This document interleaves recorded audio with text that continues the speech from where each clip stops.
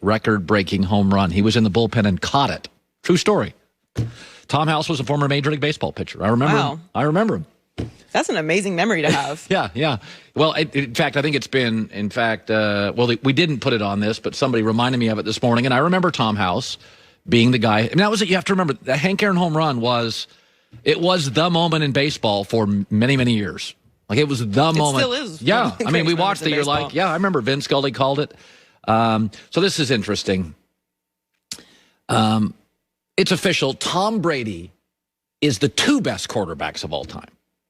So this morning, our team went out, and they took his first 10 years, 2001 to 2011, and his second 10 years, 2012 to 2021. In both, he's the best quarterback ever. In the first 10 years, he has 5 Super Bowl appearances, most ever. He won 78% of his games, best ever, and had 16 playoff wins, best ever. And in the stuff he didn't win, he's darn close, like 8 division titles in 10 years. In the next decade, 2012 to 2021, Super Bowl appearances 5, best ever, only tying himself. Winning percentage, best ever, beating himself. Playoff wins, 1 shy of the earlier decade where he beat himself. He had more division titles in the last 10 than the first 10. He has now moved into Wayne Gretzky category. To argue he's the best quarterback of all time is silly. You sound ridiculous.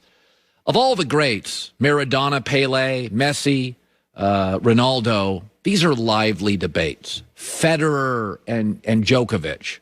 Federer's better on grass, Djokovic hard court. These are lively debates. Jack and Tiger. Jack's got more majors. Tiger's got more wins and was more dominant over a decade. Michael, Jordan, LeBron. Michael's the better closer, 6 for 6. LeBron's going to blow him away in every category, and maybe titles too. These are lively debates. Tom Brady's only debate now, we're making it up, is a hypothetical one where we're projecting Mahomes could be better. That's it now. Everybody else no longer competes. Some people are projecting if things go right, Mahomes could get there. That's a hypothetical. The only difference now, the only argument now, was the young Brady better than the old Brady. He has moved into an area where we can only compare him to LeBron, Michael Phelps, Roger Federer. They have moved beyond, he's moved beyond his sport. Now the Belichick argument, it was the system. That doesn't matter. And this weekend did him a lot of good. Beating Aaron Rodgers twice this year at 43 out of his prime. Aaron still end of his prime, and beating Drew Brees a couple of weeks ago. So it's pretty amazing when you start looking at sports arguments, this one's done. Tom's the best quarterback ever, and then the second best quarterback ever. Just split up the 20 years. Joy with the news. No. Turn on the news. This is the Herdline News. Well, Tom Brady will be playing the Chiefs in the Super Bowl in their second straight Super Bowl, but some players still feel like they have something to prove. After winning the AFC Championship game on Sunday, Tyreek Hill said, "I feel like a bunch of our guys looked at Twitter and we felt like people underestimated us." A little bit, we talked just a few moments ago about LeBron and him coming up with slights. I actually like this from the Chiefs a lot, because this is something that the Patriots would do every single year. Absolutely. And I never understood it. It would always be like New England versus everyone. And I would just be so confused. Like, what, aren't you guys favored to win the Super Bowl? Who's everyone? we expect you guys to be there this year like you were last year. Like, who's doubting you? They just manufacture it. And I think it's important because there is that conversation, and we've had it, of like, are the Chiefs kind of like the Warriors? Are they like taking nights off? Are they kind of just putting it in? They're doing something. Control? They're doing something. And sometimes you need a little bit of that little spark, like a somebody said this, and it gets everyone going again. And they play in Tampa, which is, actually Kansas City's got a little bit of a benefit, is that Andy Reid can say, by the way, this team you're facing just went to Lambeau and beat Aaron Rodgers. They just went to New Orleans and beat Drew Brees. So if you think Tom's old, now they're at home. Are we better at home? Like, it's a very easy rev up for Andy Reid, which, beating Aaron, it's one thing if you beat Kirk Cousins. But to go to your team and say, yeah, this guy we're facing, just went to Lambeau and beat Rodgers. Because I think even Kansas City players would acknowledge that's a feat. No, I don't think Kansas City's going into this game thinking... I think they think they're the better team because I think that's what you have to think. But I don't think they're underestimating the Bucs at all. I mean, they shouldn't. It's the Super Bowl. There's a reason why they're there. I'm surprised at the line. I thought it would be 4.5. It's 3. I'm surprised by it. Well, the Chiefs' last playoff loss came to Brady in New England when he beat them in the AFC Championship game 2 years ago. They've only lost 2 games since Week 11 of the 2019 season, and one of those games was against the Chargers in Week 17 when none of their starters played. That's right. So the Chiefs are definitely cruising. It's two different. They've definitely taken 2 different paths, these teams, to get to the Super Bowl. Like the Chiefs were expected to be there. Some people, very few, expected the Bucs to be here. Yeah. Either way, it's going to be an amazing matchup. Kansas City's won 25 of 26 games, and they're only a 3-point favorite. It feels like that's the side. Kansas City's the side. It's really remarkable. So Josh Allen made a huge jump in his 3rd year and was even in the MVP conversation this season, and he believes that he has proven that the Bills made the right choice when they selected him in the 2018 draft. Proved. That they didn't make a mistake by drafting me going back a few years ago. And I got to continue to go out there and have that same mindset. And I'm just trying to help this team win with whatever and whichever way that I can. We talked about Super Bowl windows, whether they were open, halfway, or closed yesterday. And I agree that I think the Bills' Super Bowl window is still open.